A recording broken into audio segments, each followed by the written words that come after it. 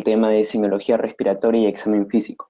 Mi nombre es Gustavo Salazar Cubas, yo soy interno de medicina actualmente del Hospital José Cayetano Heredia y alumno de la Universidad Nacional de Piura. Los libros en los que me he basado para realizar la exposición, he utilizado El Argente, es un libro texto base de semiología médica, y un libro también que me parece bastante interesante, que lo leí en pregrado, que es Semiología Médica de Alejandro Boy.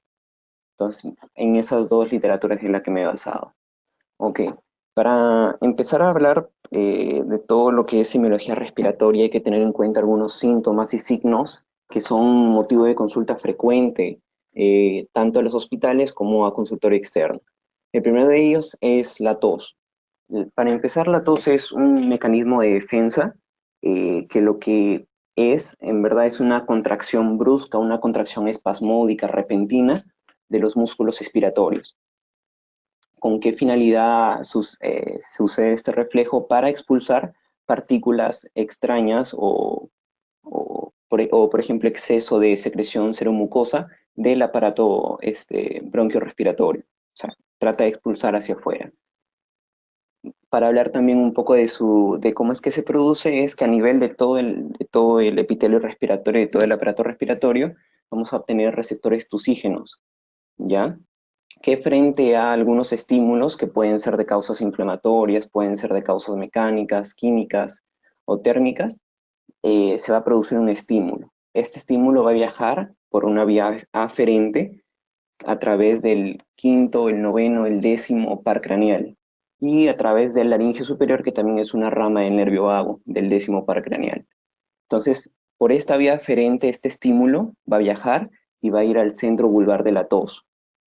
En el centro vulvar se va a tramitar la información y va a salir a través de una vía eferente, que es básicamente a través de dos nervios en especial, el laringio recurrente, que su importancia es que se va a permitir el cierre de la glotis para que haya una expulsión con muchísima fuerza. Y el otro son los nervios espinales, que lo que van a hacer es la contracción de los músculos de la caja torácica y de la prensa abdominal. Entonces, a través de esa vía eferente y con ese estímulo de ambos nervios, se va a producir una contracción, como lo mencioné, espasmódica y repentina, y va a permitir que salga lo que puede estar en la vía respiratoria. Como causas, por ejemplo, mecánicas, podemos tener a la obstrucción de un cuerpo extraño. Por ejemplo, como causas químicas podemos tener el humo de tabaco o de repente polución ambiental, monóxido de carbono. Como causas térmicas, aire frío, aire helado, que pueden causar también que se active el reflejo de la tos. Ahora, dentro de su clasificación, bueno, encontré que y sí se llega a utilizar esta clasificación en aguda, que es una tos que es menor a 3 semanas, en subaguda, que es una tos que dura entre 3 a 8 semanas, y crónica, una tos que dura más a 8 semanas. Esta clasificación es útil porque dependiendo del tiempo se pueden diagnosticar o se puede agrupar bastantes enfermedades y poder también despejar otras. Ahora, dentro de una clasificación ya un poco más clínica respecto a cómo es la tos, cómo la escuchamos, podemos clasificar esto en seco o tos seca y tos húmeda. Dentro de la tos seca significa que esta tos no va a movilizar secreciones. Básicamente esa es su definición, no hay movilización de secreciones, que generalmente lo podemos escuchar en pacientes adultos mayores. Y la tos húmeda, a la vez, significa que hay presencia de secreciones y puede dividirse en una tos tanto productiva como no productiva. ¿Qué significa que una tos sea productiva? Que el paciente las puede expectorar, es decir, puede sacar esa secreción fuera del aparato respiratorio, o bien las puede deglutir, que es lo normal que nosotros hacemos casi todos los días. Por otro lado está la tos húmeda no productiva, que es aquella que el paciente no puede eliminar la secreción. La importancia de esta clasificación es, o sea, ¿cuál es la utilidad más que todo? Es, por ejemplo, que si nosotros nos encontramos frente a una tos seca, esa tos va a producir muchísima molestia en el paciente.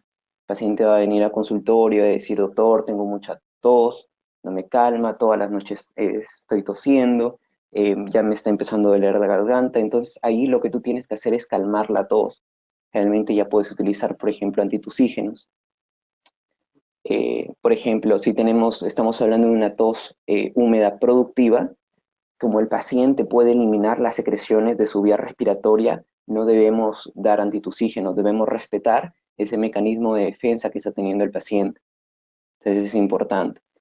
El otro caso, si tuviéramos una tos húmeda no productiva, que donde el paciente está produciendo secreciones pero no las puede eliminar, debemos facilitarle al paciente que pueda eliminar eso. ¿A través de qué? De, por ejemplo, de mucolíticos o expectorantes. Entonces, esa es la importancia que más que todo que tiene esta clasificación. Aparte, la importancia clínica para el diagnóstico. Siguiendo con la exposición, hay patrones característicos de la tos que se describen en los libros. Por ejemplo, una tos ferina o quintosa, que generalmente es producida por el microorganismo Bordetella pertussis, que produce la tos coqueluche o la tos convulsa.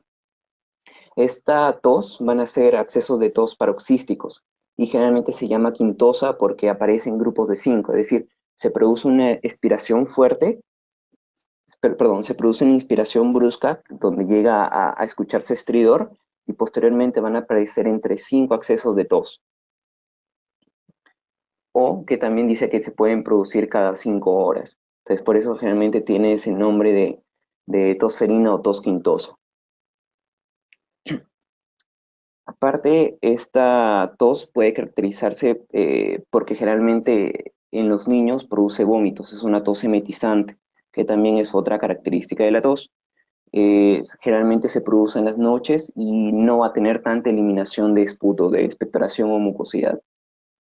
Por otro lado, otra tos que se reconoce clínicamente, la tos coqueluchoide, que es igual a la anterior, pero lo importante es que no hay componente inspiratorio, es decir, no hay esa inspiración intensa y ruidosa que aparece en la tos ferina o quintosa, que por el espasmo de la glotis, que el paciente no puede, inspira con fuerza, eso no hay en la tos coqueluchoide, se parece pero no es.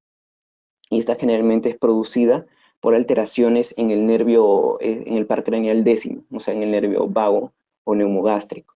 Generalmente, ¿por qué puede ser este compromiso? Por tumores mediastínicos que pueden haber ahí. Vamos teniendo dos, la tos ferina o quintosa o la tos coqueluchoide. La tos bitonal es básicamente producida por compromiso del nervio recurrente. Como su nombre lo dice, es una tos que produce dos tonos. Puede ser un tono alto, un tono grave, pero sí se aprecia clínicamente, es bastante notorio.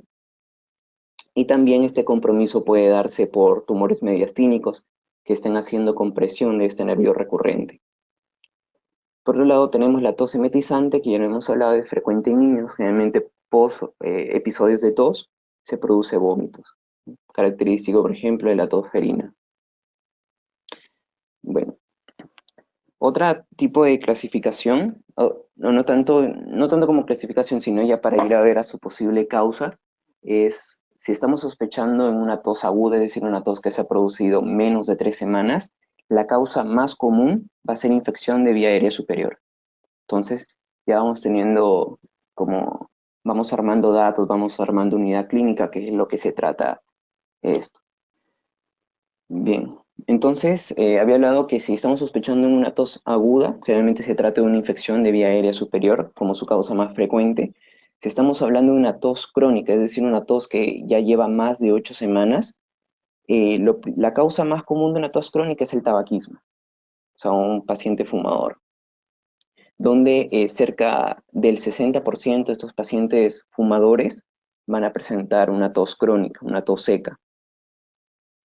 Ahora, excluyendo a personas que no son fumadoras, por ejemplo, niños o otras personas que no consumen habitualmente tabaco, las causas más frecuentes en un 90% van a ser tres: el goteo nasal posterior, el asma bronquial y la enfermedad por reflujo gastroesofágico. ¿Sí? Entonces, esas son las cuatro entidades que debemos tener en cuenta cuando nos viene un paciente y nos dice, doctor, tengo una tos por más de 8 semanas, una tos seca generalmente. Entonces, veo, el paciente fuma, tabaquismo, eso podría explicar su tos. El paciente no fuma, me voy a las tres causas que están ahí en la diapositiva, siguientes que corresponden a un 90% de probabilidad de que sea el goteo nasal posterior, el asma bronquial y la enfermedad por reflujo gastroesofágico. Ahora, también porque es importante, porque ya si nosotros estamos sospechando de un paciente con tabaquismo, un 2% de esos pacientes fumadores es cáncer de pulmón. O sea, esa tos seca puede ser un indicio de cáncer de pulmón. Y generalmente, ¿cómo podemos sospechar también que puede ser ya un problema carcinogénico? Porque ya hay cambios en la tos habitual. De una tos que era seca, como les había comentado, está pasando a una tos que ya de repente se manifiesta como hemoptisis, ¿no? O sea, una tos con sangre, con eliminación de sangre rojo rutilante, por ejemplo. ¿Sí? O puede ser hemoptoica también, es decir, un esputo con sangre sobreañadida. Entonces, esos son los, digamos, los signos de alarma que me pueden llevar a pensar que ya del tabaquismo estoy pasando un cáncer de pulmón. ¿Ok? Y por otro lado, tenemos a la tos subaguda, aquella tos, recordemos, entre las 3 y las 8 semanas, que generalmente la causa más común es la posinfecciosa. O sea, después de haberse solucionado la infección, la primoinfección, aparece una hiperactividad bronquial postviral. Realmente lo que le llaman una tos mal curada, lo que le denomina las personas en general. A eso quiere referirse, una hiperactividad bronquial postviral. Entonces, por eso es importante conocer lo de los tiempos de la tos. Ahora, complicaciones que puede producir la tos no son tan frecuentes, pero puede llegarse a producir y es importante que las conozcamos. Eh, puede haber cansancio y fatiga, que generalmente es lo que son los síntomas que con mayor frecuencia van a referir los pacientes. También puede haber síncope tusígeno, es decir, un desmayo, que esto se va a explicar porque cuando uno tose va a haber un aumento de la presión intratorácica. Entonces, ese aumento de la presión dentro del tórax lo que hace es reducir el retorno venoso. Reduce el retorno venoso, por lo tanto disminuye el gasto cardíaco. Entonces, el paciente puede entrar en síncope, mucho más si es un paciente adulto mayor o un paciente cardiópata con enfermedades cardiológicas de base, insuficiencia cardíaca, etcétera. Ejemplo. Otra complicación puede ser el neumotórax, generalmente en pacientes que tienen, eh, en pacientes con síndrome de Marfan. Es un síndrome característico que ya más adelante también lo van a ver, pero aquí recordar que si nos llega un paciente con síndrome de Marfan o un paciente que ya está diagnosticado con bulas subpleurales, es decir, bolitas de aire dentro del pulmón, esta tos puede producir su ruptura y también producir un neumotórax. Otra de las complicaciones puede ser la incontinencia urinaria, que es producida mayormente en mujeres, gran multíparas, o sea, que han tenido bastantes hijos, y no solamente la tos, sino también, por ejemplo, la risa puede producir incontinencia urinaria, es decir, escape de la orina. Otra de las complicaciones pueden ser los desgarros musculares y fracturas costales, que generalmente esto se suele asociar a derrame pleural.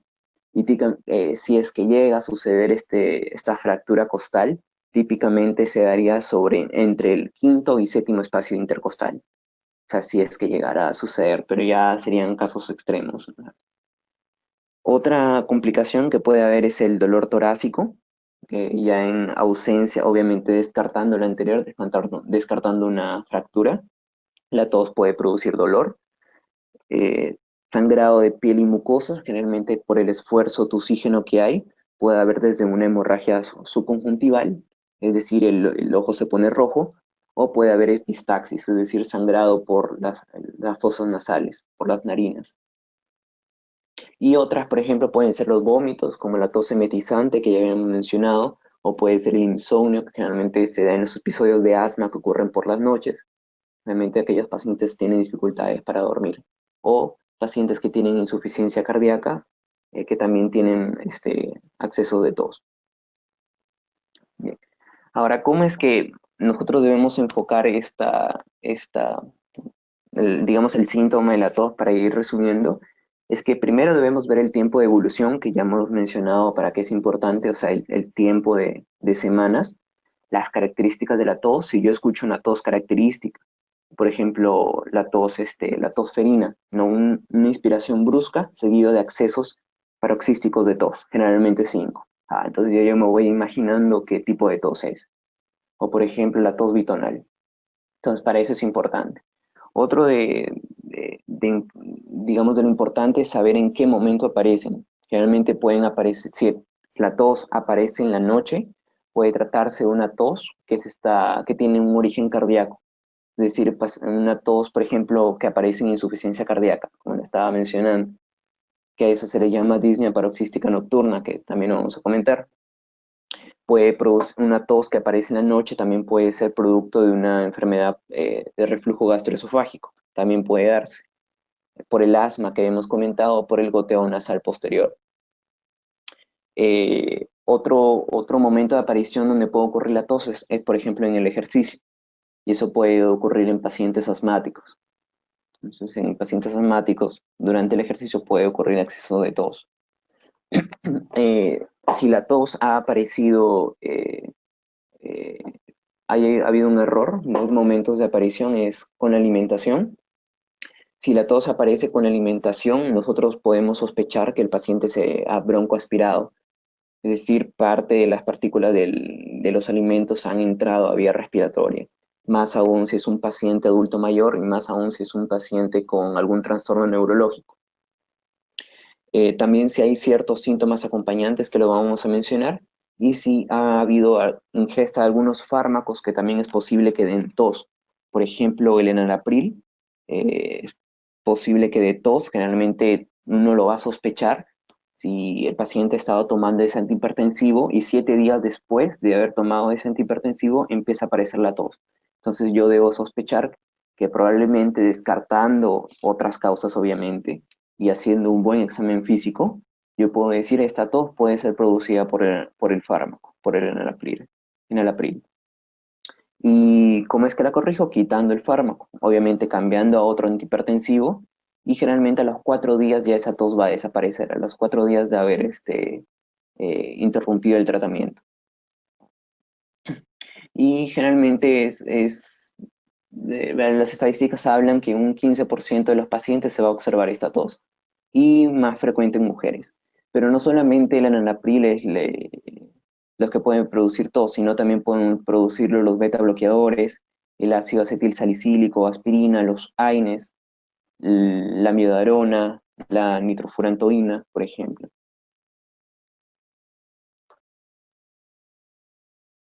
Bien, entonces para sospechar también de algunas patologías es si el paciente tiene tos y esa tos hace que haya un aumento del dolor, muy probablemente se trate que haya un compromiso pleural, de la pleura.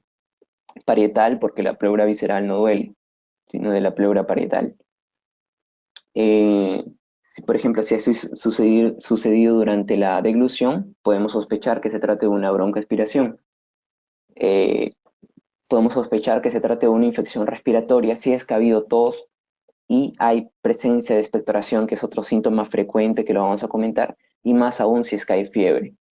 Donde no podría haber fiebre en pacientes, por ejemplo, diabéticos. Ahí debemos obviar un poco el criterio de la fiebre. Producida por fármacos, ya lo habíamos hablado. Producida por enfermedad de reflujo gastroesofágica, ya lo habíamos hablado, tos en la noche, que se produce en decúbito, que se produce en pacientes obesos, y que ese paciente obeso tiene que elevar la cabecera de su cama para sentirse mejor. Por ejemplo, poniendo almohadas debajo de su cabeza. Entonces, son patrones característicos. Sospechar de una tos de origen cardíaco, como le había mencionado, pacientes adultos mayores que tienen tos que se produce con el esfuerzo, con el decúbito, es decir, no toleran estar en decúbito dorsal y se ahogan, o sea, tienen una disnea. Que se produce en pacientes con insuficiencia cardíaca y pericarditis. Esta tos de origen cardíaco es básicamente consecuencia del edema, de dos cosas, del edema agudo de pulmón que hay, es decir, de la acumulación de agua que hay en los alvéolos, y del edema de la mucosa bronquial. De estas dos cosas, si es que nosotros tenemos un edema de mucosa bronquial, debemos sospechar, la manifestación clínica sería una tos seca. Pero, por ejemplo, si tenemos ya que está habiendo agua a nivel alveolar, o sea, tras sudación, a nivel alveolar, ya la tos se convierte en húmeda y productiva. Es decir, el paciente va a expectorar la tos, va a tener un esputo. ¿Y qué es característico de este esputo? Generalmente es un esputo que es de color rosado, o también lo refieren de color asalmonado, o que va a tener pequeñas rayas, pequeñas estrías de sangre, que lo mencionan como si más o menos así podría ser la tos producida por edema agudo de pulmón, ¿no? Por trasudación alveolar. Entonces, vamos sospechando según la tos. De síntomas que se pueden acompañar, tenemos tres. Si la tos se acompaña de sibilancias, podemos sospechar de asma, podemos sospechar de compresión extrínseca, de la caja torácica, o podemos sospechar de tumores endobronquiales. Lo importante aquí es que el lumen bronquial se obstruye y produce ese sonido característico que es la sibilancia. Igual el asma, que es parte de su fisiopatología, ¿no? La broncoconstricción. Si hay tos más hemoptisis, le había mencionado antes, sospechar de un cáncer de pulmón, de un carcinoma broncógeno, sospechar también de tuberculosis pulmonar o de tromboembolismo pulmonar. Y si hay, por ejemplo, tos más broncorrea o vómica, que esto es un esputo purulento en grandes cantidades, sospechar de generalmente más de 200 mililitros, podemos sospechar en bronquiectasias o acceso pulmonar o un quiste atídico, por ejemplo. Bien, los momentos de la presentación ya lo había mencionado y ahora, ¿cómo es que debemos realizar el examen físico de este síntoma? Debemos primero orientarlo por la anamnesis que hemos hecho, o sea, preguntar sobre todos estos síntomas posibles. Señor, ¿cuánto tiempo ha durado su tos? La clasifico. Yo escucho, el paciente está tosiendo o le pido que tosa para yo auscultar, o sea, poner mi estetoscopio en el tórax y ver si efectivamente hay movilización de secreciones. Entonces yo ahí veo, es una tos húmeda. Entonces, y si yo le pregunto al paciente, ¿usted es expectora, usted bota flema? Si me dice que sí, es una tos productiva. Si me dice que no, es una tos no productiva. Entonces, sí es importante ir direccionando la anamnesis. Y por eso es importante la semiología. O sea, todo esto al final debemos unirlo para poder, digamos, intentar dar en este momento un diagnóstico que va a ser primero por síndromes y luego ya por etiología, ¿no? Pero por el momento es esto, o sea, saber identificar signos y síntomas para poder elaborar síndromes. Y eso a través y a través de que va a estar complementado de una buena anamnesis y un buen examen físico. Entonces, importante la anamnesis para poder enfocar. Señor, ¿usted tiene la tos por las noches? Ay, entonces yo voy pensando en las causas que estaba hablando, ¿no? Las que están justo ahí arriba. Ah, señor, usted la tos aparece con el ejercicio. Ah, ya. O el paciente llega inconsciente a emergencia y inconsciente llega taquipneico, saturando bajo, con el pulso oxímetro. Le pregunto qué pasó, la señora me dice, solo lo vi tosiendo cuando estaba comiendo. Entonces yo pienso probablemente que sea bronco aspirado. Y así voy pensando. O pacientes que con atopias, probablemente, generalmente, por ejemplo, pacientes ya con rinitis alérgica, ya yo puedo sospechar que ese paciente probablemente está teniendo un episodio asmático, una crisis asmática. Entonces así así es la manera en cómo debo ir pensando, ¿no? Luego de la anamnesis también debemos hacer un buen examen físico respiratorio, y debemos hacer también un buen examen físico de manera general. Va a ser importante también para diagnosticar algunas enfermedades. Y si es posible, pero este es teórico, pero casi en la vida real, salvo en pediatría, sí se suele hacer un examen otorrinolaringológico. Eso sí, sí, en pediatría sí es común, pero en adultos, yo que he estado por emergencia, por piso, casi no se hace, ¿no? Pero sería bueno, interesante para excluir otras patologías. Por ejemplo, otro dato importante, si yo tengo un paciente con tos seca, también yo debo pensar en tres causas también, en que pueda tratarse de un origen por insuficiencia cardíaca, pueda tratarse por una enfermedad de reflujo gastroesofágico o de un asma bronquial. Realmente son las tres causas que yo pensaría si tengo una tos seca, ¿no? Entonces así voy excluyendo. Bien, el otro síntoma importante y frecuente de consulta es la expectoración. Generalmente la expectoración no es otra cosa que secreción seromucosa que logra ser expulsada hacia afuera. Pero lo normal, esta expectoración es anormal, porque normalmente nosotros la cantidad de esta secreción que producimos, que viene de las glándulas mucosas, del epitelio respiratorio y de las células caliciformes, es deglutida. Esta secreción es deglutida normalmente y pasa desapercibida. O sea, ni siquiera nos damos cuenta que estamos teniendo, digamos, que estamos teniendo flema. O sea, no la percibimos. Pero cuando esta secreción seromucosa por estas glándulas logra ser mayor a 100 mililitros por día, por 24 horas, ya se empieza a percibir y ya empieza a generar molestia respiratoria y puede que el paciente logre llegar a expulsar esa secreción en abundancia. A eso se le llama expectoración. ¿Sí? Ahí en la imagen se nota claramente, a ver, aquí, que generalmente la secreción se compone o tiene dos fases, para, para más o menos explicarlo. La parte de arriba se divide tiene dos partes. La parte de abajo se van a encontrar las cilias, que lo que van a originar es que haya puedan producir un movimiento del líquido que va a estar por encima. Y este líquido que está por encima es el que se encarga del transporte de las partículas.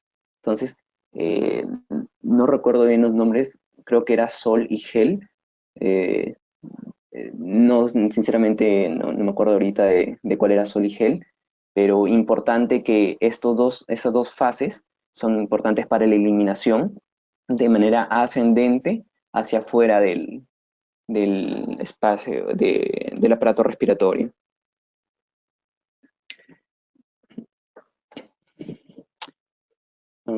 Ya. Yo me acabo de acordar, el sol es la parte profunda, la parte de abajo, y el gel es la parte de arriba, la parte de arriba. ¿Ya? A esto se le conoce como el sistema mucociliar. Importante nada más mencionarlo.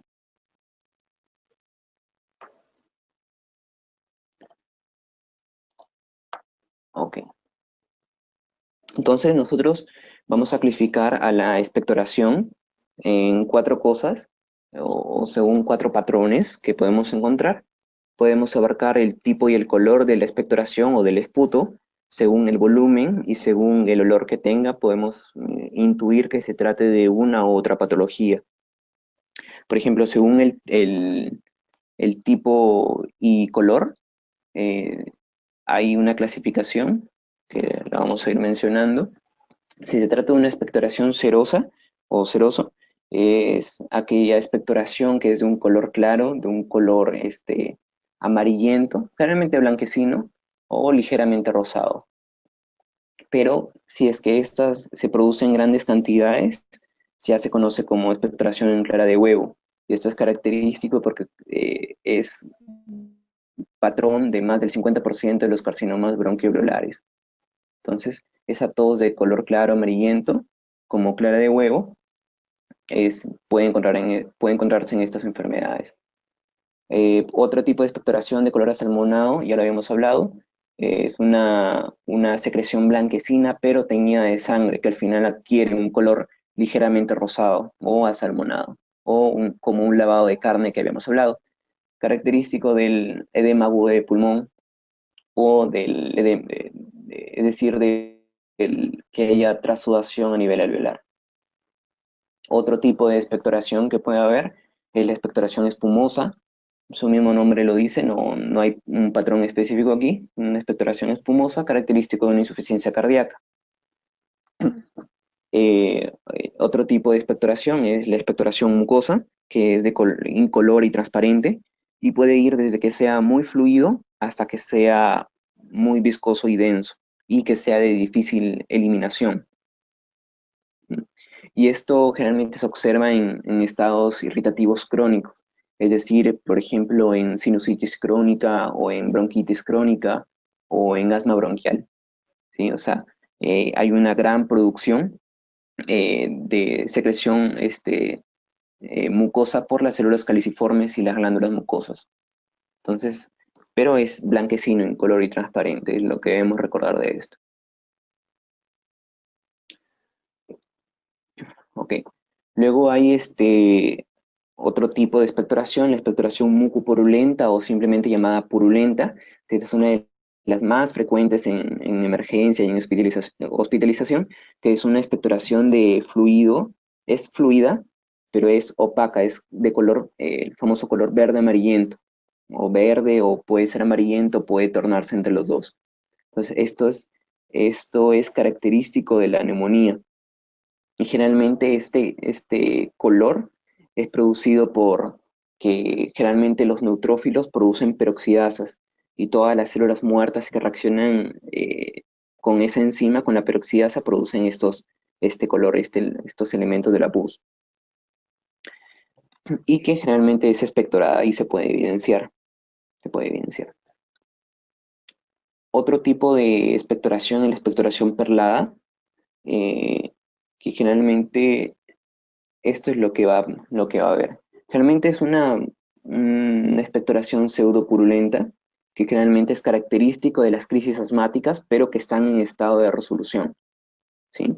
Entonces, en estas crisis asmáticas aparece esta expectoración perlada, pero generalmente se denomina perlada porque aparece aquí a nivel superior en estas dos imágenes que ustedes ven, aparecen unos cristales.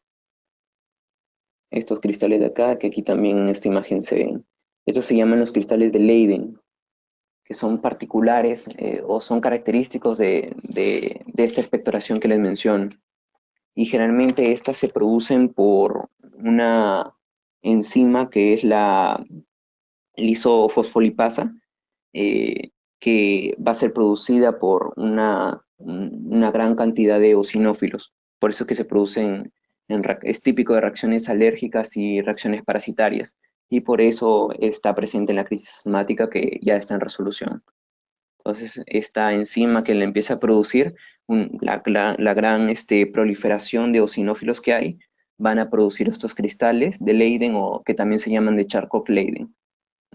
Y que aquí en las imágenes, o lo que nos importa aquí es que la encontramos en el esputo, pero también la podemos encontrar en las heces o en los tejidos, porque al final son producto de una reacción eosinofílica. Y la reacción eosinofílica puede aparecer por distintas causas, pero en este caso nos estamos centrando en el esputo. Entonces, esa es la característica de una expectoración perlada. También puede haber una expectoración numular, que su mismo nombre lo dice, es una expectoración de forma circular, de una forma de moneda, que cuando el paciente produce la expectoración, el esputo, es, adquiere esa forma que les estaba mencionando en el fondo del recipiente, si es que lo contenemos con un recipiente, y generalmente alrededor de eso va a haber o sea, se va a evidenciar que hay una diferencia entre la masa del centro, que tiene la forma de moneda, y como si alrededor hubiera un halo de líquido. Eso, más que todo eso es lo que se va a evidenciar. Y eso es característico, por ejemplo, de las cavernas tuberculosas.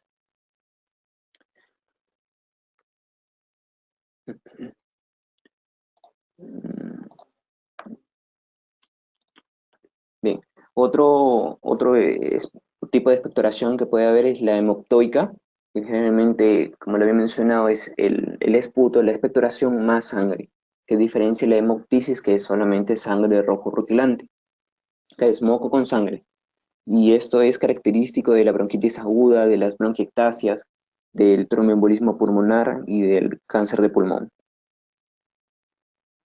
Tenemos también la expectoración herrumbrosa, o también se lo conoce como expectoración de color de óxido y hierro, de ese color, un poco más amarronado, que generalmente es una expectoración purulenta pero teñida de sangre. O sea, es decir, una expectoración amarilla verdosa teñida con sangre. Y esto sí es típico de la neumonía. O sea, si tú lo llegas a ver, es muy probablemente que se trate de una neumonía.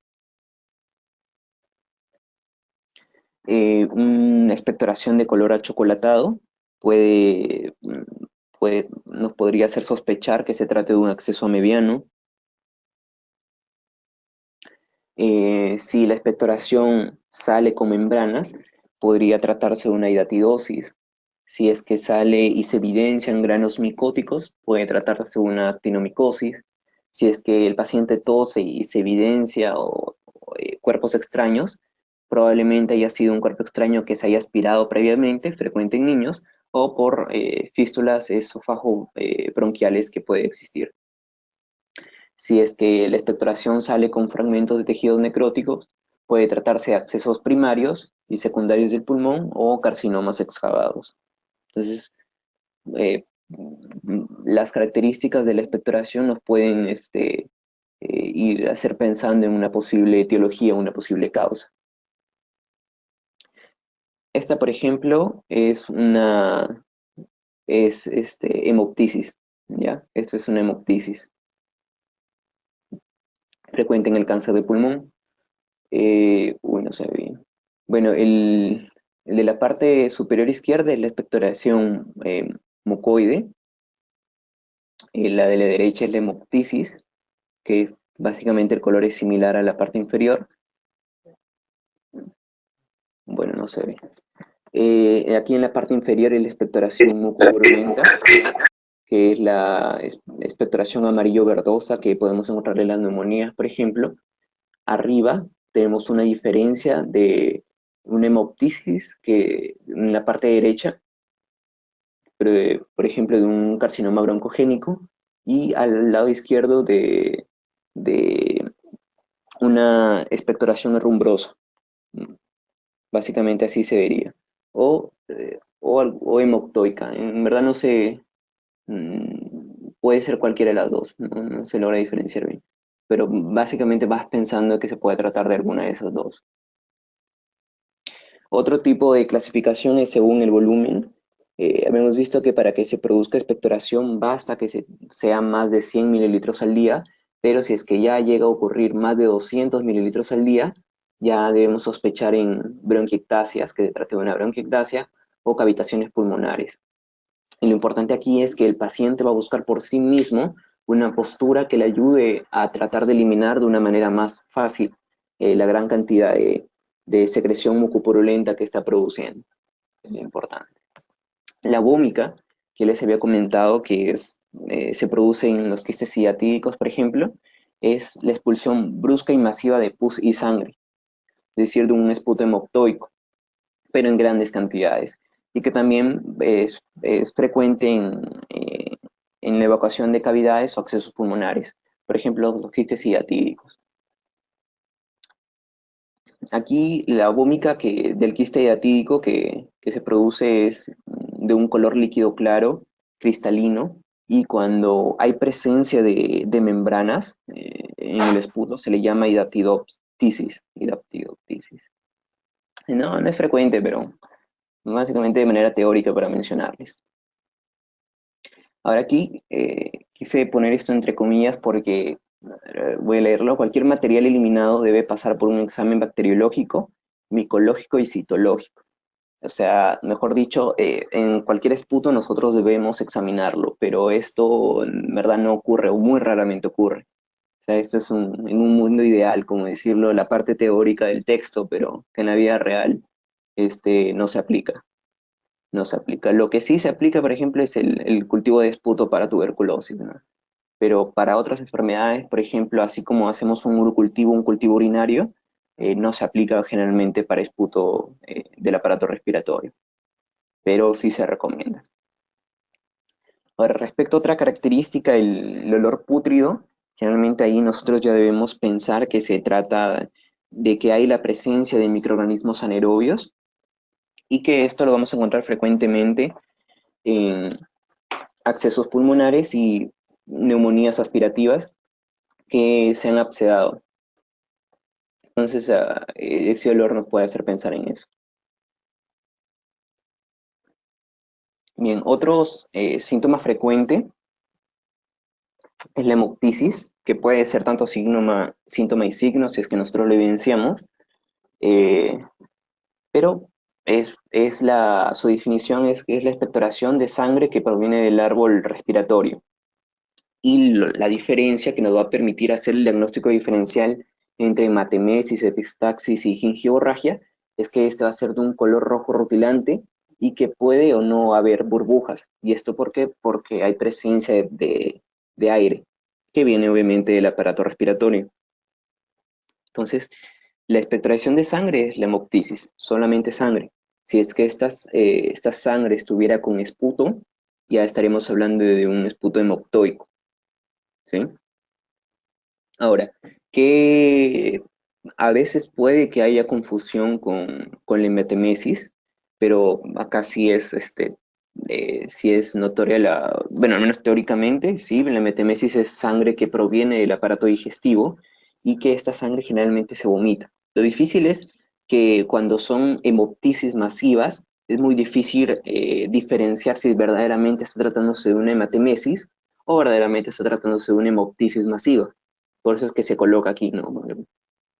Pero aquí, ¿cuál es digamos, la clave? Es que la hemoptisis es sangre de color rojo rutilante, una sangre que proviene directamente del aparato respiratorio, y que esta es de carácter alcalino. Ya más o menos están pensando por qué. Porque en la hematemesis, esta es una sangre ya levemente digerida, ¿sí ven? O totalmente ya digerida, que ya tiene un color un poco ya más, mm, un color un poco más oscuro, ¿no? De un tinte ya un poco ya tirando para marrón de la cara. Entonces, más o menos esa va a ser la diferencia entre una hematemesis y una hemoptisis masiva. La epistap y que antes de que me olvide de mencionar que la hematemesis iba a tener una característica ácida, obviamente por los ácidos gástricos que hay. Ahora, ¿cómo diferenciarlo de una epistaxis? Es porque la epistaxis también va a producirse sangre de color rojo rutilante, pero en esta no va a haber tos. No va a haber tos, es un sangrado de manera espontánea o que también puede producirse de manera causada, por ejemplo, un traumatismo. Pero esta sangre va a correr a través de las fosas nasales, a través de las narinas. Entonces, así vamos haciendo el diagnóstico diferencial, pero no solamente recordar que no solamente la sangre puede evidenciarse hacia afuera, sino que también puede irse hacia atrás, ¿sí? Hacia la parte nasal posterior. Otro diagnóstico diferencial es la gingivorragia, que también aquí probablemente se evidencie sangre de color rojo rutilante, pero aquí nosotros tenemos que evidenciar a las encías que se encuentren inflamadas. Las encías tienen que estar enrojecidas, tienen que estar edematosas y probablemente ese sea, y obviamente sangrantes, las vamos a observar sangrantes. Entonces así podemos más o menos hacer el diagnóstico diferencial. Si no observamos, probablemente venga ya digamos, de una inflamación de las encías, probablemente sí venga del aparato respiratorio. Es para recordar eso. Ahora, hay una clasificación, que la divide en una hemoptisis masiva y no masiva. No hay un consenso en verdad sobre esto, simplemente aquí los autores proponen esta clasificación, pero no es tan útil porque verdaderamente en emergencia, o sea, no te vas a poner a cuantificar ahí con algo el volumen que está tosiendo el paciente, pues no menos si es un paciente con tuberculosis, o sea, eso no ocurre en la vida real, pero importante mencionarlo. Si es una expectoración masiva, se dice que va de los 100 a los 600 mililitros por día, y la expectoración no masiva es menos de 100 mililitros. Como les había mencionado, bueno, esto es clasificación teórica, pero aquí lo importante es que sí, cómo lo vamos a clasificar, que sí se trate de una masiva por la clínica. Eso va a ser lo importante. Y ahí nosotros vamos a poder decir si es una hemoptisis masiva y no es una hemoptisis masiva. Por ejemplo, aquí les he puesto en el cuadrito amarillo, si es un paciente que tiene hemoptisis, aparte que está respirando rápido, que tiene una taquipnea, que está hipóxico, es decir, tú lo pones el pulso oxímetro y el paciente está saturando bajo, está saturando menos del 90%, por ejemplo, y tiene una mala mecánica respiratoria, está teniendo patrones respiratorios anormales, mm, por ejemplo, una respiración de Biot o una respiración acidótica, etcétera. Nosotros probablemente ahí estamos pensando que sí esté habiendo una hemoptisis masiva, que probablemente de repente, probablemente no se esté evidenciando externamente, pero por dentro sí debe estar lleno de sangre porque está produciendo que el paciente esté inestable hemodinámicamente. Entonces nosotros ya debemos sospechar que sí, entonces la clasifico como una hemoptisis masiva. Entonces, eh, eso es lo importante de por qué yo lo voy a pensar. Y y eso sí es una emergencia médica y debe ser tratada inmediatamente. Debe ser tratada inmediatamente. Ahora, la posibilidad de que haya una hemoptisis masiva generalmente corresponde o se ha visto así en porcentaje que es el 5% de todos los pacientes que tengan hemoptisis, ¿sí? Y generalmente, si es que llega a haber esta hemoptisis masiva, su mortalidad va a ser del 80%, y esto sí es lo importante. O sea, si yo veo que el paciente está tosiendo sangre y aparte está inestable hemodinámicamente con signos como taquicardia, taquipnea, etcétera, etcétera, está inestable, ese paciente 10 de 8 se van a morir. O sea, o sea, suena duro, pero en verdad en la práctica, o sea, sí debes tener esas cosas en claro, ¿no? Y debes actuar de manera rápida, de manera rápida. Entonces, estos conceptos que debemos tener claros de aquí desde la parte de semiología que estamos hablando es importante para después. Bueno, y ya, y ustedes se preguntan ya, ¿y si el paciente ya me viene con esto y cómo lo trato? Pues si me estás diciendo que 8 de 10 se van a morir, ¿cómo lo puedo salvar? Ahí lo primero que tienes que hacer es la manera de ver cómo le sacas una radiografía de tórax y llevarlo para que le hagan una endoscopía, para que le hagan una intervención, una endoscopía respiratoria, de la vía respiratoria. No sé, nunca un paciente inestable hemodinámicamente lo vas a llevar a que se haga una tomografía computarizada, una TAC, ¿no? O sea, es lo primero que haces. O sea, de frente lo programas para su endoscopía, llamas a quien pueda realizar la endoscopía en emergencia y que le vayan sacando con una radiografía de tórax portátil, una placa de tórax, porque eso te va a poder discernir en qué patología puede haber estado produciendo esto, ¿no? Que también pueda hacerse la terapéutica o el tratamiento posteriormente. Aquí en las imágenes no encontré en verdad fotos sobre una hemoptisis y una hemoptisis masiva. También dudé que haya porque deberían ser, me imagino que son imágenes muy fuertes, por eso no hay en internet. Pero la figurita de la izquierda representa una hemoptisis, generalmente no masiva, una hemoptisis que se produce en tuberculosis, por ejemplo, y lo de la derecha pues ya es una hemoptisis masiva, ¿no? 80% de mortalidad.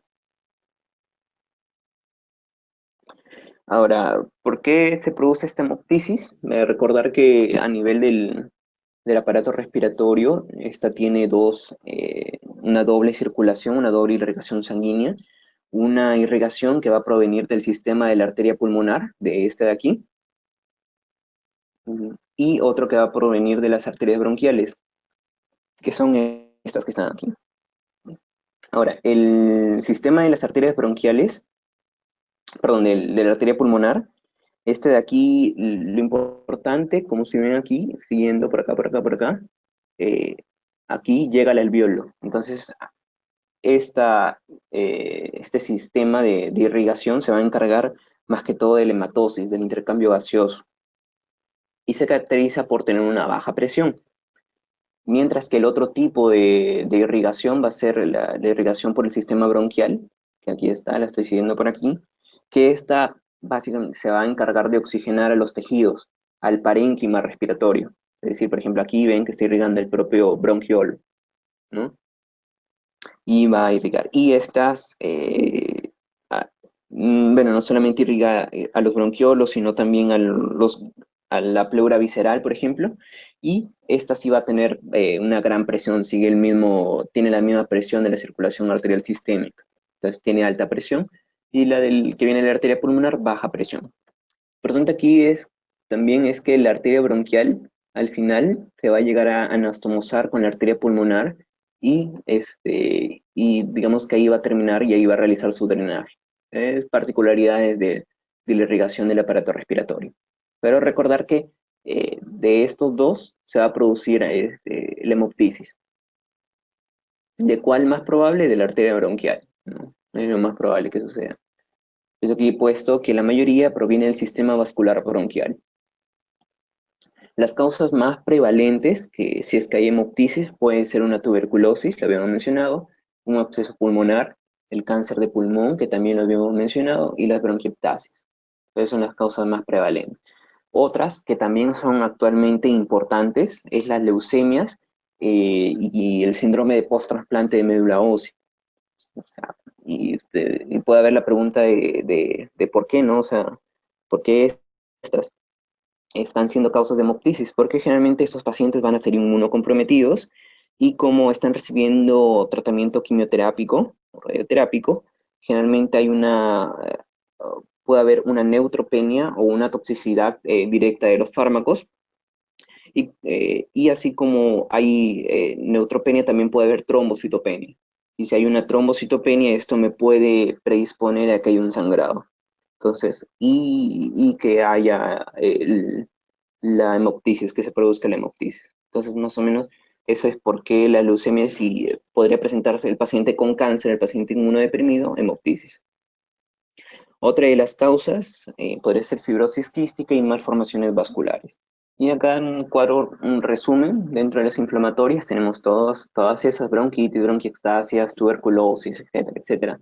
Las neoplásicas ya vimos por qué podrían llegar a producir, tanto por el mismo tumor, el mismo cáncer de pulmón, eh, como ya las leucemias o el síndrome post-trasplante de médula ósea, o en pacientes inmunodeprimidos en general.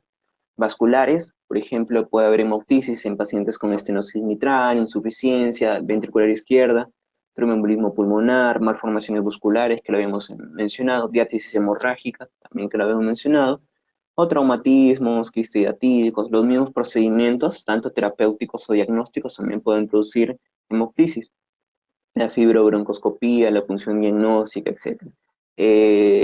La endometriosis también puede producir, que es la proliferación de tejido ectópico endometrial. O sea, el tejido endometrial se puede localizar en el pulmón, eso se le llama endometriosis, y eso cuando produce los regímenes catameniales o cuando se produce la menstruación, ese foco de tejido endometrial que hay en el pulmón también sangra a la par y eso puede producir también hemoptisis. De diferentes causas. Ahora, para pensar más o menos en algunas enfermedades, si yo tengo una hemoptisis que está produciéndose en una patología aguda y que esta hemoptisis es aislada, que no se produce de manera repetitiva, yo sospecho una traqueobronquitis, por ejemplo. Por otro lado, si yo tengo una hemoptisis que está sucediendo de manera reiterada, yo ya estoy sospechando una patología ya un poco más crónica, como un carcinoma broncógeno o bronquiectasis. ¿Sí? Si, por ejemplo, se trata de una mujer joven, yo puedo sospechar en un adenoma bronquial o puedo sospechar en una endometriosis, como lo he mencionado. Si hay antecedentes, por ejemplo, de tuberculosis o antecedentes ya de una enfermedad que ha producido una cavitación a nivel pulmonar, yo también puedo pensar en hemoptisis y esto se produce a quienes les gustan los nombres, por los aneurismas de Reis-Mussen, ¿ya? Por estos aneurismas que estos son aneurismas que se ubican de manera tangencial a la cavidad y que generalmente son complicaciones poco frecuentes de la tuberculosis, generalmente menos del 5%, pero pueden llegar a sangrar, ¿no? Pueden llegar a sangrar y constituir una emergencia médica y que pueda producir la hemoptisis, ¿no? Entonces, puede producir. Otro tipo, pues si es que yo hago mi examen cardiovascular, que va a ser uno de los temas que se va a tratar por otro de mis compañeros, yo veo una estenosis mitral, o sea, veo soplos, y yo examino, puede tratarse de una embolia pulmonar. Puede que también sea esas las causas de una hemoptisis. Y el paciente inmunocomprometido, ya lo hemos visto, porque hay trombocitopenia, por ahí toxicidad por fármacos que están haciendo que haya una, una depresión en todas las células, y que me pueda producir este sangrado.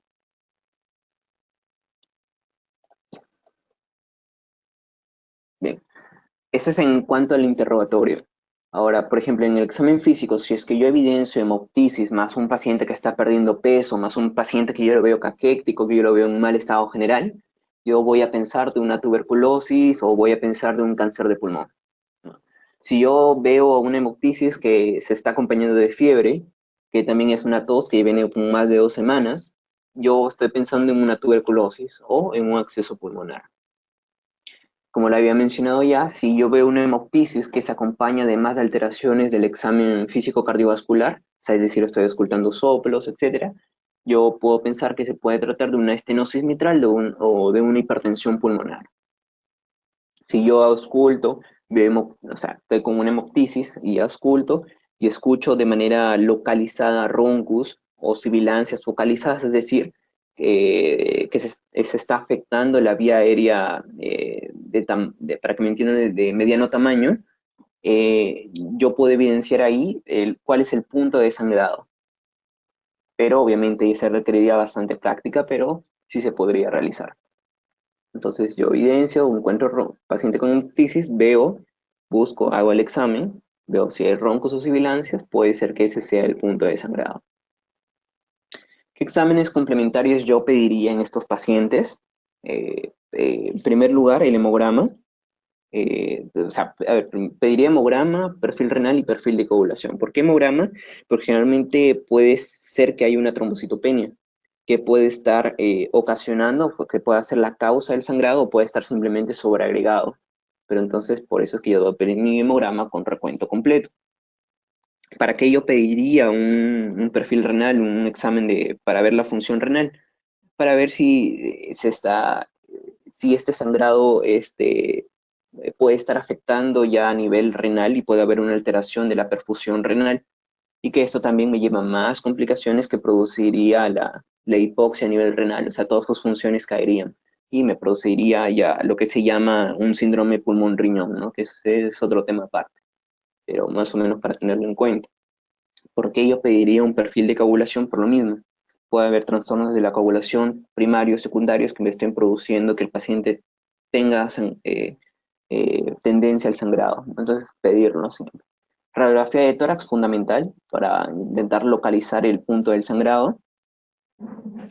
La TAC, perdón, la TAC, la tomografía computarizada, dependiendo del hallazgo que yo encuentre en la radiografía de tórax. La TAC no se pide de primera instancia. Y si es que ya yo pido mi TAC y yo veo aquí en las tomografías que he puesto a la derecha, que son en una ventana pulmonar, para aquellos que también les gustan los signos y los nombres, esto se le llama el signo de cascabel, ¿ya? El signo de cascabel, que es característico en la aspergilosis, ¿ya? Para que lo tengan en cuenta. El signo de cascabel, aquí se los voy a mostrar acá. Realmente es una masa hiperdensa que tiene a los costados, suele tener una línea fina, una línea media o una forma en media luna. A eso se le llama el signo de cascabel. Y por otro lado ya la fibrobroncoscopía ya para terapéutico y diagnóstico, también dependiendo del, digamos, de la estancia hospitalaria donde me encuentre. Otro síntoma respiratorio, otro motivo importante de consulta de los pacientes es la disnea. La definición de disnea es la sensación desagradable y dificultosa de la respiración. Como me imagino que ya se ha mencionado dentro de la semiología general, es la traducción de la dificultad respiratoria. Entonces, más o menos, ¿cómo debemos, o sea, qué debemos tener en cuenta para comprender todo esto? Es que debemos tener la indemnidad o tienen que encontrarse de manera normal estas cuatro cosas: el centro respiratorio, la bomba respiratoria, el intercambio gaseoso y el sistema cardiovascular. Porque cualquier alteración a uno de esos niveles puede traducirse en disnea.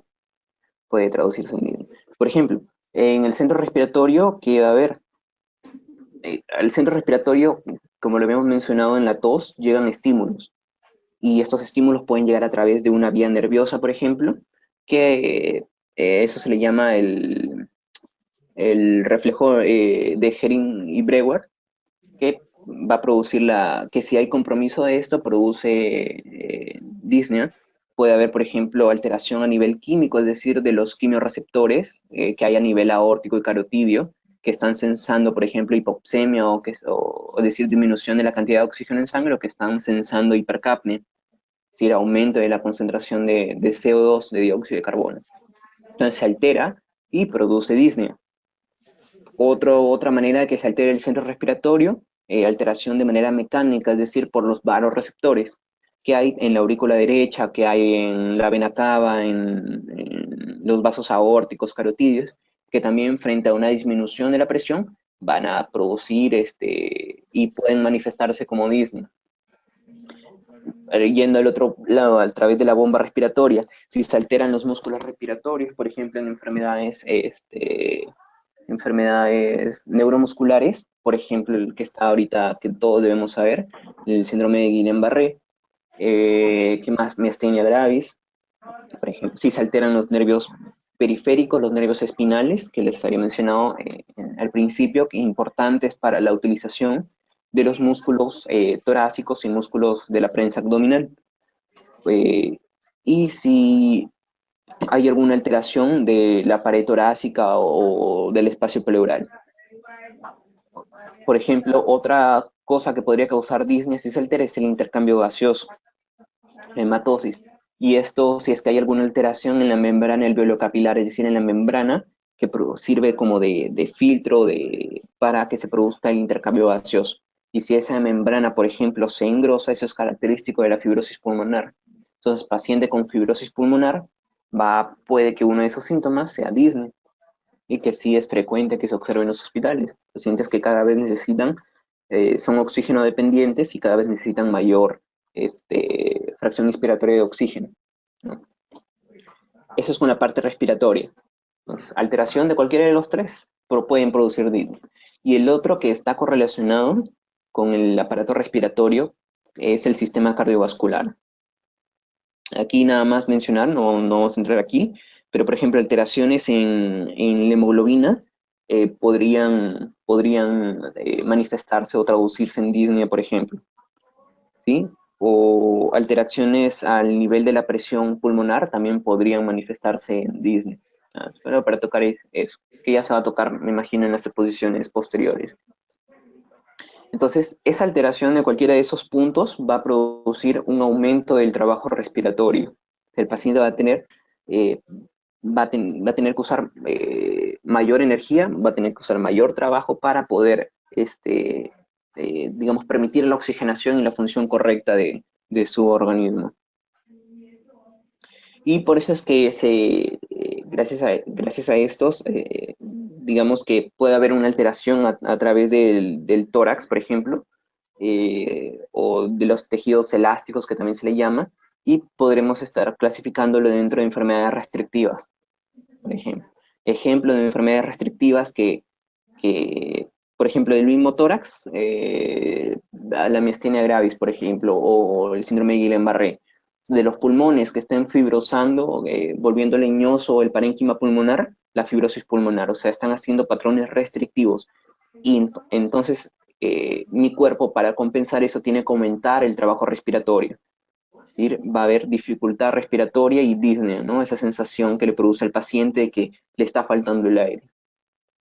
Y la otra clasificación, las enfermedades obstructivas, que es, digamos, la dificultad que tiene el paso del aire a través de las vías respiratorias. A través de las vías respiratorias. Por ejemplo, el asma. Por ejemplo, que haya la presencia de un cuerpo extraño. que también puede ocasionarle dificultad o disnea al paciente, y así. Más o menos para recordar eso.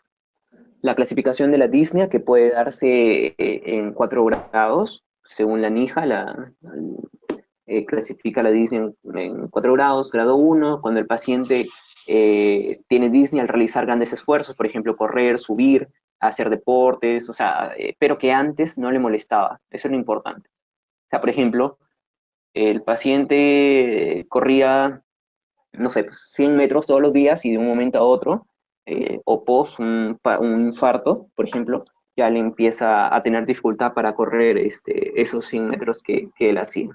No, ya sí. Una dificultad grande, sí, pero que antes no ocasiona dificultad. El grado 2 es cuando el paciente ya presenta dificultad, disnea, pero moderados esfuerzos. Por ejemplo, a caminar, que es una actividad que todos podemos hacer sin cansancio. Correr un breve trecho, subir un piso de una escalera, ya empieza a generar cansancio. El grado 3 es cuando el paciente ya a mínimos esfuerzos ya tiene disnea, tiene dificultad para respirar. Por ejemplo, el paciente al asearse, al peinarse, al vestirse, al hablar, al comer. Y el grado 4 es cuando el paciente en pleno reposo presenta disnea, ¿no? Y esto sí se ve,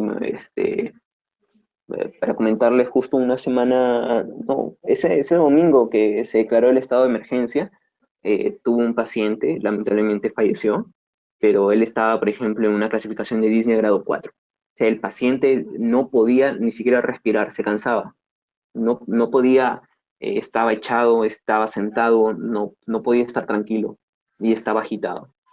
Falleció, ¿no? Lamentablemente. Pero para que vean que sí se puede dar. Ahora, ¿cómo es que debemos enfocar esta disnea? Igual que los otros síntomas que ya hemos hablado, a través de la anamnesis, preguntar por antecedentes que haya.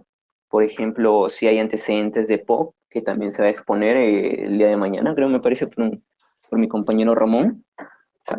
Si hay antecedentes de POC, si hay antecedentes de asma, si hay antecedentes de neumopatías intersticiales, es decir, fibrosis pulmonar, o si hay presencia de factores de riesgo aterogénicos, es decir, obesidad, eh, hipertensión arterial, dislipidemia, etc. Ahora, ¿qué más? Y correlacionar si hay algunos otros datos adicional. Por ejemplo, si hay el paciente va a referir la disnea de diferente forma. Generalmente eso va a depender del grado de instrucción que él tenga, va a depender del lenguaje que él utilice para expresarse. No todos van a decirlo de la misma manera que dice el libro, pero, pero se ha visto que algunas maneras de decirlo van a poder hacer sospechar de que se trate de una u otra patología. Por ejemplo, si el paciente habla que está teniendo una sensación de sofocación o ahogo, probablemente esté teniendo una insuficiencia cardíaca congestiva, una insuficiencia cardíaca izquierda, que le está produciendo un edema agudo de pulmón, por ejemplo. O sea, una trasudación a nivel alveolar, agua en los alveolos. Entonces, pensar en eso. Si, por ejemplo, estamos frente a una falta de aire, el paciente está diciendo, me falta el aire, y tú lo ves, está taquipneico, pero está respirando de una manera superficial, pensar en enfermedades restrictivas, por ejemplo, fibrosis pulmonar. Si el paciente tiene sensación de asfixia o tiene urgencia por respirar, y nosotros evidenciamos que esté teniendo una hipoxemia a través del saturómetro, probablemente está viendo alguna patología que está alterando el centro respiratorio. Por ejemplo, una acidosis, etcétera. ¿No? O sea, algo que esté haciendo que se altere el centro respiratorio a través de las tres cosas que ya hemos mencionado, de los quimiorreceptores, barorreceptores. Por ejemplo, si hay una respiración difícil o un esfuerzo para respirar, probablemente enfermedades neuromusculares que al final terminan en ventilación mecánica. También en el hospital he visto casos de miastenia gravis que tuvo dificultad respiratoria y tuvimos que intubarla. O sea que sí, sí es verdad, sí se da. O sea, para que vean que, y el síndrome de Guillain-Barré que ya varios de que ya conocemos, que al final puede llegar a una falla mecánica ventilatoria y necesita de una ventilación mecánica. Por ejemplo, si hay aire insuficiente, si tú tienes la sensación de que hay un aire insuficiente que está entrando a tus pulmones, que estás sintiendo una presión torácica o una dificultad para que entre el aire, característico de la broncoconstricción o el asma bronquial. El asma bronquial. Y si ya es una disnea que se produce, que es una fatiga o una respiración pesada, es simplemente por falta de entrenamiento físico, ¿no? Entonces, hay algunos datos que nos podrían, según lo que nos diga el paciente, hacer sospechar de algunas patologías. Pero es importante tenerlo claro.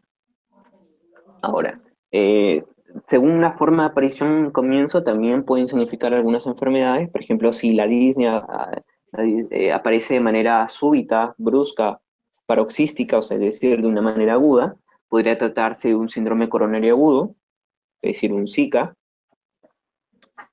Podría tratarse de una rotura de cuerda tendinosa, que también he visto en el hospital. Un paciente que llegó boqueando, prácticamente emergencia, y ya pasó directamente a trauma shock y después a UCI, ¿no? O sea, pero el paciente ya tenía una insuficiencia cardíaca de base. Entonces había tenido un infarto y esa isquemia puede producir la rotura de una cuerda tendinosa. Y ya se produce todo un cuadro aparatoso, ¿no? Esa disnea súbita también puede ser por una insuficiencia cardíaca aguda, que es el edema agudo de pulmón, lo estamos mencionando ya varias veces, una crisis de asma bronquial en pacientes con atopias, un tromboembolismo pulmonar, un neumotórax también puede producir de manera súbita. Por ejemplo, lo que he mencionado de la ruptura de las bulas subpleurales, pleurares, en un paciente con síndrome de Marfan, por ejemplo, o un neumotórax, un neumotórax producido por un traumatismo, por ejemplo. La otra clasificación es la disnea progresiva o de instalación en semanas o meses o de manera crónica. Y aquí está la insuficiencia cardíaca, pero ya crónica, de manera crónica, el EPOC, las enfermedades del intersticio pulmonar, como la fibrosis pulmonar, y el asma bronquial, ¿no? De manera crónica ya ocasionan dificultad al paciente para respirar. Y según la posición en que aparece, esto sí es importante que lo aprendan porque esto sí lo van a utilizar para hacer la descripción de su relato de enfermedad, de su relato cronológico de enfermedad, o también al hacer la descripción del examen físico general, ¿no? Un paciente, tantos años, que en ortopnia, ¿ya? Entonces tú ya debes saber qué significa eso. Vamos a verlo aquí. Un paciente en ortopnia significa que el paciente no tolera o no puede mantener la posición de decúbito dorsal. Es decir, el paciente no puede echarse boca arriba. El paciente no tolera eso. Y ese paciente está obligado a la necesidad de sentarse o a tener la cabecera levantada. Entonces tú al paciente con insuficiencia cardíaca y tú quieres seguir añadiendo o ampliando tu semiología para poder repasar, tú le preguntas, señor, ¿y usted cuando duerme de manera horizontal, usted siente que se ahoga? Y te van a decir, sí. ¿Y qué hace para que no se ahogue? Ah, pongo almohadas debajo de mi cabeza. Entonces, ya digamos, ya aplicando semiología, ¿no? Eso significa la cabecera levantada. Y eso se puede presentar en pacientes con insuficiencia cardíaca congestiva o pacientes con asma bronquial. Pero si se presenta en pacientes con asma bronquiales, esta ortopnia se presenta inmediatamente, el paciente se acuesta, se levanta, ¿no? Se produce esa dificultad. Ahora, en la disnea paroxística nocturna, es un paciente que despierta súbitamente al estar en decúbito dorsal. Despierta súbitamente con sensación de ahogo e inmediatamente busca una posición para poder aliviar esa dificultad que tiene, esa sensación de dificultad respiratoria que tiene. Por ende, de costado, parado, echado, lo que sea, pero busca una posición que lo alivie. Pero el paciente estaba tranquilo, generalmente estaba dormido. Y eso es característico de la insuficiencia cardíaca y conforma uno de los criterios de Framingham, pues, que lo van a tratar, me imagino, para este diagnóstico. Y generalmente si es que este ahogo, esta sensación de ahogo, se produce inmediatamente al echarse también, puede ser por un broncoespasmo. En el asma bronquial, por ejemplo, sucede eso. Pero si es el paciente que ha estado dormido y se despierta con esa sensación de ahogo, puede tratarse de disnea paroxística nocturna. La trepopnia es aquel paciente que busca la posición de decúbito lateral, ya sea a izquierda o derecho, para obtener el alivio. Y esto es característico del derrame masivo. Y acá el paciente va a echarse sobre el lado donde está el derrame para permitir que el otro hemitórax se pueda extender y no le ocasione la disnea.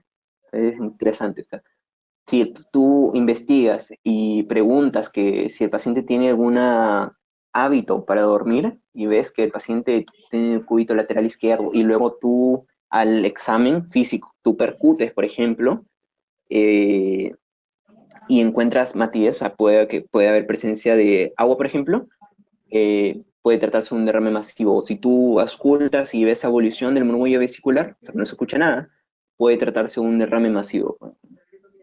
Y la platipnia es que el paciente no tolera el estar de pie y que mejora en el cúbito dorsal. Por ejemplo, acá de los chants que pueden producirse intracardíacos o intrapulmonares de derecha a izquierda, o el síndrome hepatopulmonar. Ahora, otra manera de clasificar también, recordar, es según la frecuencia respiratoria al momento del examen físico. Vamos a considerar nosotros taquipnia, si es más de 20 respiraciones por minuto, en otras literaturas es más de 24, pero aquí generalmente de 12 a 20. De 12 a 20 es lo que vamos a considerar. Más de 20 es taquipnia, menos de 12 bradipnia, las respiraciones por minuto. Se recomienda que se cuente todas las respiraciones en un minuto, ¿ya? En un minuto. Eso realmente no conviene sacarlo por 5 segundos y multiplicarlo, no, en respiraciones no. Tal vez en frecuencia cardíaca sí, porque ya si tú encuentras que los ritmos son ritmos cardíacos rítmicos regulares, que, o sea, que suceden siempre al mismo tiempo, que no estaría bien, pero si es que estás en falta, ese es un tip, si estás en falta de tiempo, ya está. Pero con la frecuencia respiratoria no puedes hacer eso, porque generalmente el patrón respiratorio puede variar con un movimiento del paciente, etcétera, etcétera. Ahora, según la profundidad, yo puedo, yo puedo clasificarlo en batipnia e hipopnia. Generalmente batipnia es el aumento de la profundidad respiratoria, mientras que la hipopnia es la disminución de la profundidad. Por ejemplo, según las fases respiratorias, si es que yo encuentro un paciente que tiene disnea, o disnea al momento de inspirar, puede ser por una obstrucción laringea o traqueal, y que se va a acompañar de disfonía, o sea, de una alteración de la voz, que esto es frecuente, por ejemplo, en los niños, en la laringotraqueitis o el croup. Si tengo una disnea que se produce al momento de la expiración, probablemente sea un asma bronquial y se puede acompañar de roncos y sibilancias, ¿sí? Porque ese paciente tiene un tiempo de expiración prolongado, o sea, tiene dificultad, como hay bronconstricción, de poder eliminar el aire y necesita un aumento del trabajo respiratorio. Entonces, todo al final lo podemos explicar basándonos en la parte de la fisiopatología, ¿no? Por eso mencionaba esas cosas, porque permite hacer más fácil la comprensión de las diferentes patologías para entenderlas y no necesariamente tener que aprenderlas de memoria. Por ejemplo, si es que hay modificación del patrón respiratorio,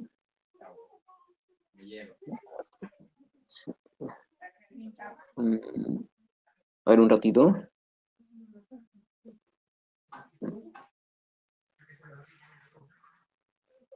Ah, ah, ah, ah.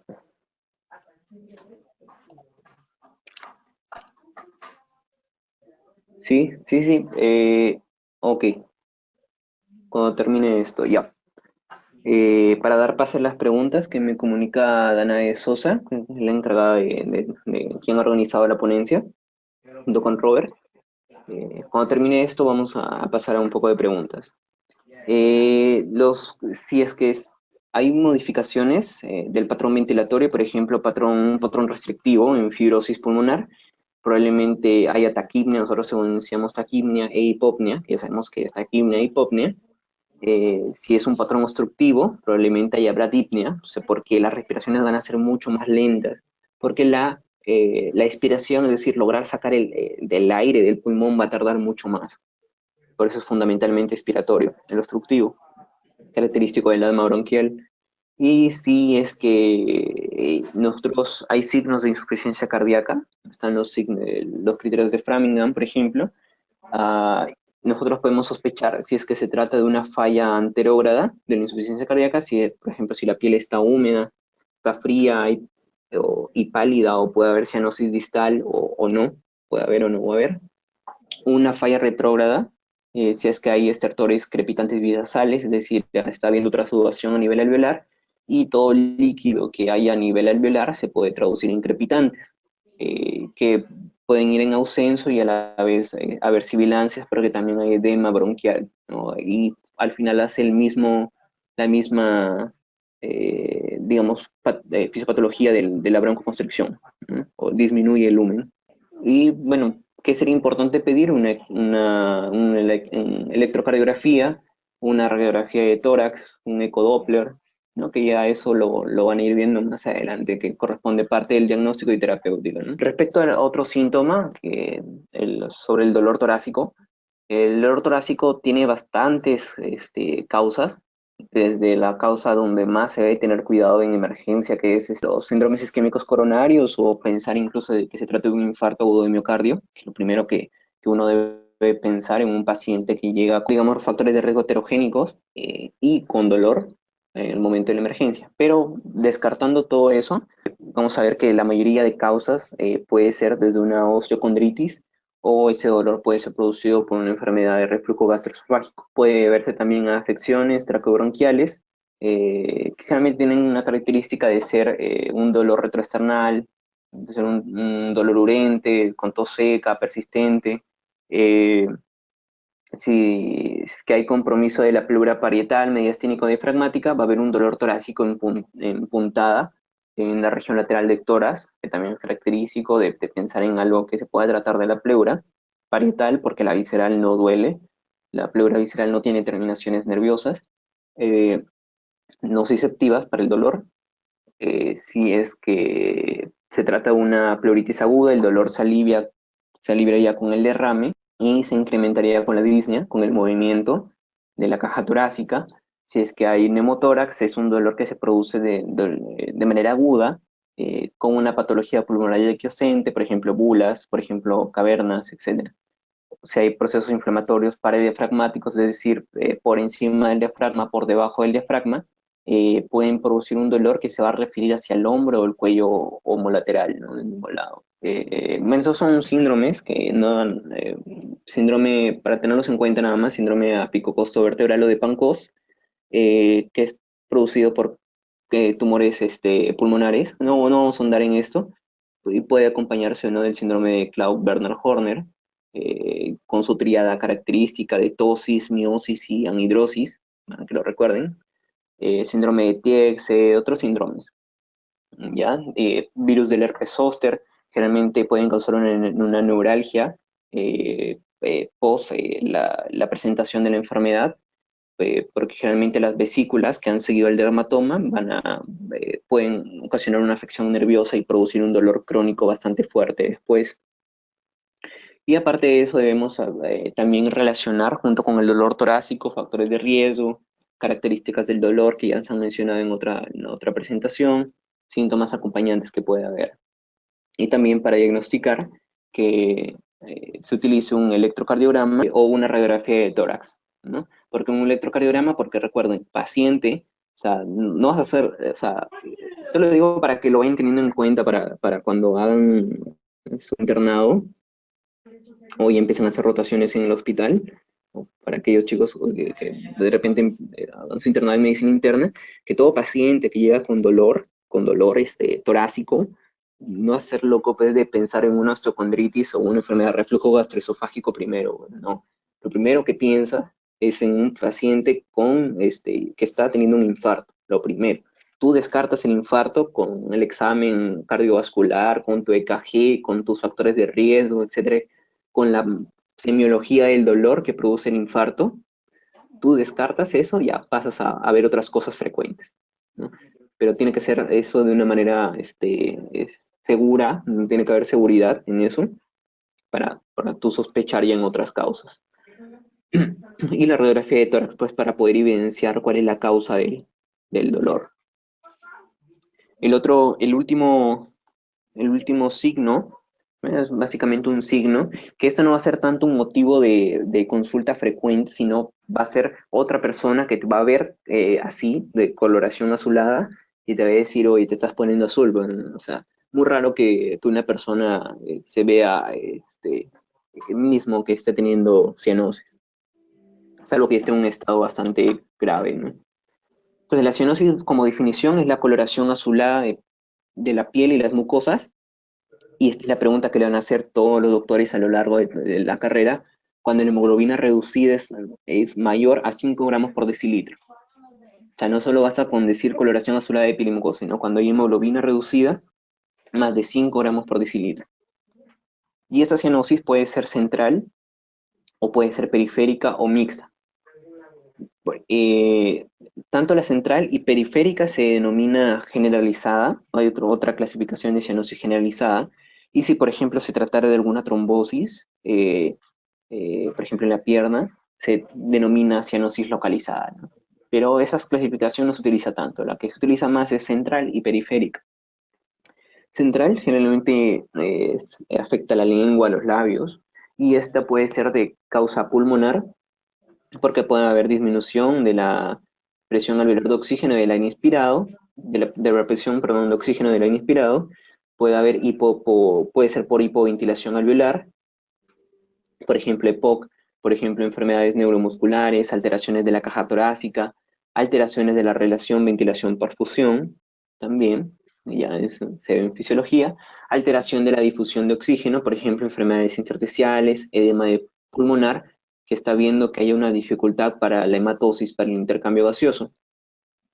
De causa cardíaca, por ejemplo, cardiopatías que hagan un chant de derecha a izquierda, por ejemplo, tetralogía de Fallot, esto sí es característico para cuando ya hagan pediatría.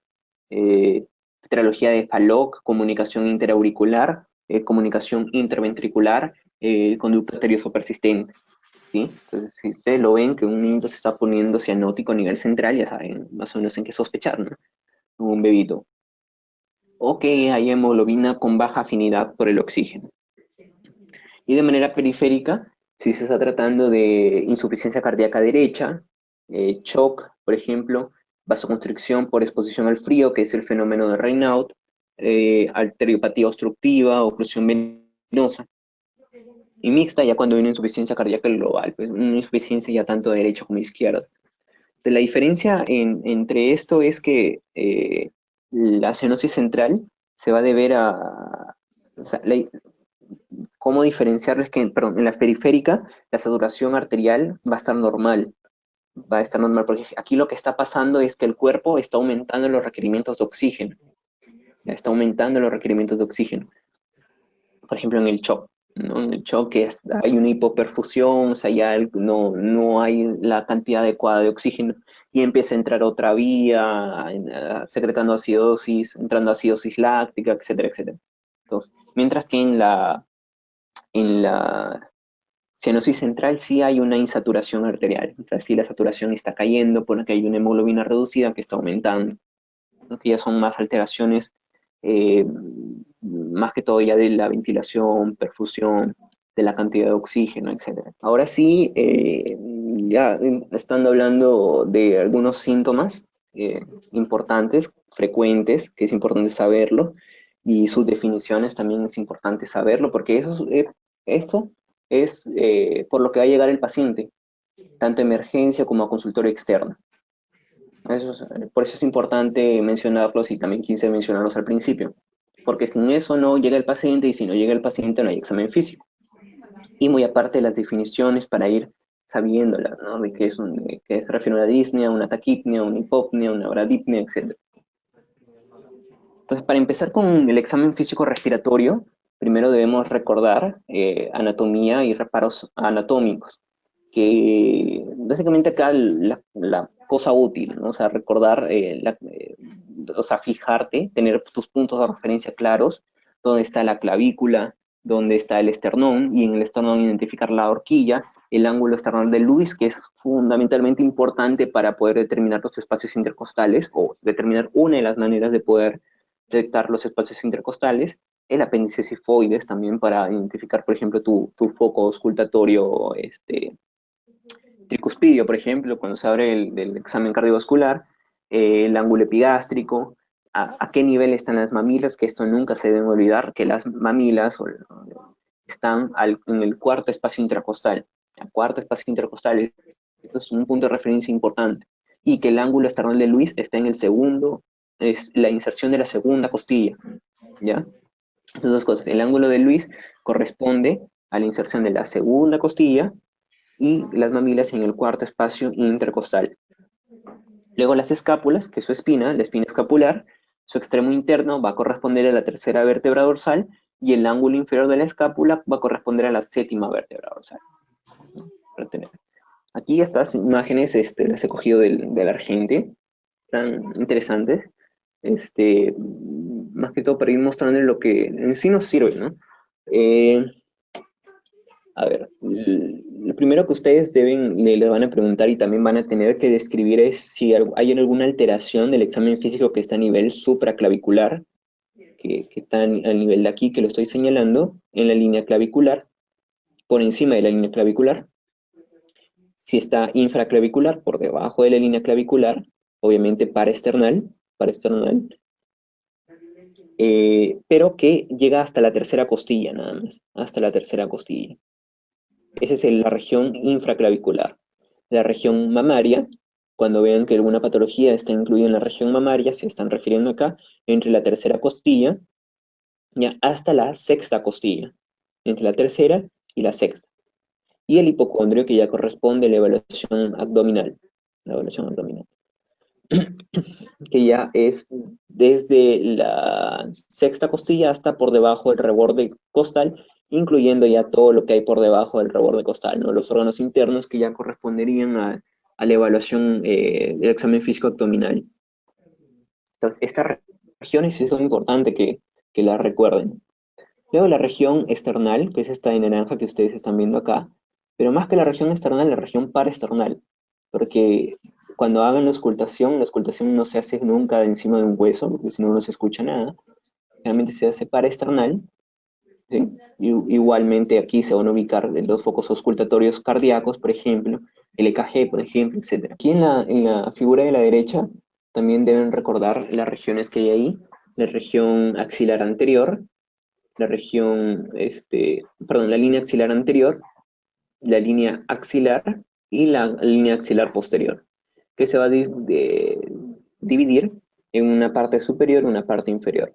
Acá lo importante es que la sexta costilla va a dividir tanto la región axilar superior de la región axilar inferior, ¿ya?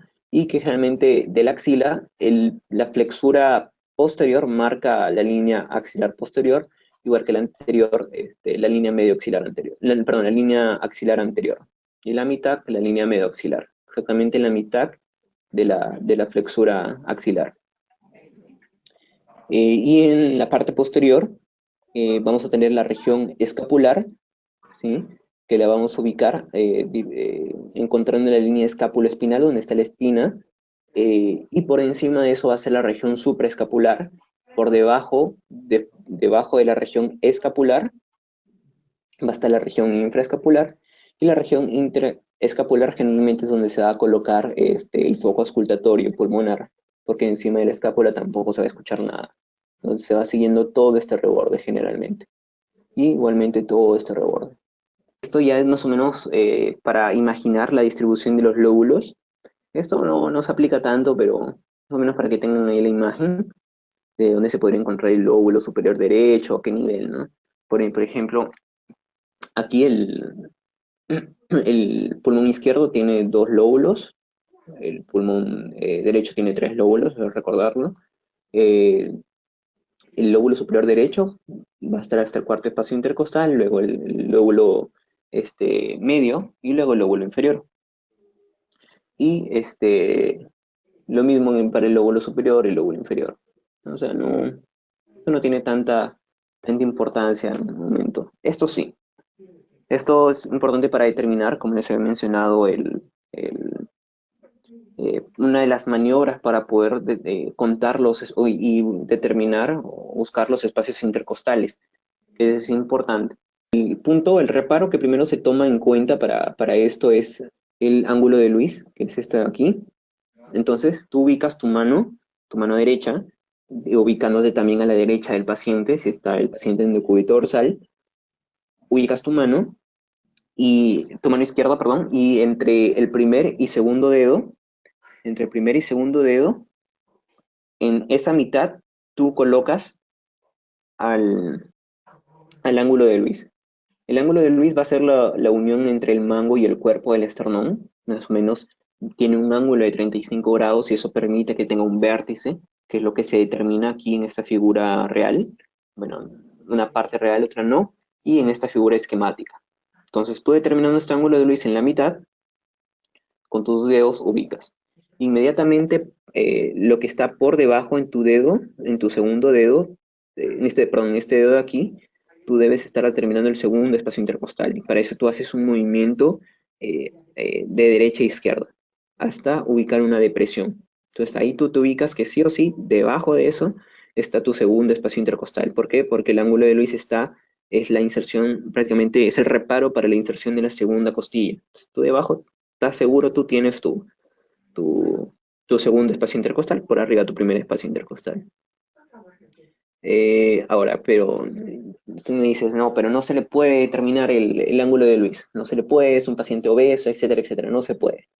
Tú lo que haces ya es ahí, ubicas la clavícula y por debajo de la clavícula, inmediatamente por debajo, tú ya tienes ahí el primer espacio intercostal. Y vas bajando de manera paraesternal, que así lo vas a sentir más, y donde están los dedos, por ejemplo, de aquí del examinador, vas bajando. Y vas a poder sentir también los espacios intercostales. Si el paciente, doctor, el paciente sigue siendo muy obeso, no puedo determinar los espacios intercostales. Ya, pues ahí sigues tus reparos anatómicos, ¿no? Por eso recordar que la mamila está a nivel del cuarto espacio intercostal, más o menos el ángulo de Luis el segundo espacio intercostal, y así tratas de ubicar. Gracias primero por la atención. Espero que haya quedado claro y les pueda servir, puedan haberla entendido, pueda haber sido de su agrado. Y espero contar con ustedes para mañana, para continuar con la segunda parte.